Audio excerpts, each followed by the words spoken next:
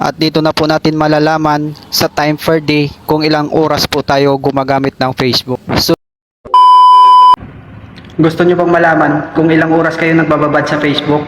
Kung paano, click nyo muna ang follow button sa tabi na aking pangalan para updated ka sa mga ganito kong tutorial. Open nyo lang po ang inyong Facebook application, and then kapag nasa Facebook na po kayo, pindutin po natin itong 3 lines na makikita po sa upper right side. At dito po sa ating menu ay mag-scroll up lang po tayo ng kaunti at pindutin po natin itong Settings and Privacy. Once nasa Setting in Privacy na kayo, sa ibaba hanapin nyo po dito ang Your Time on Facebook, and then pindutin lang po natin ito.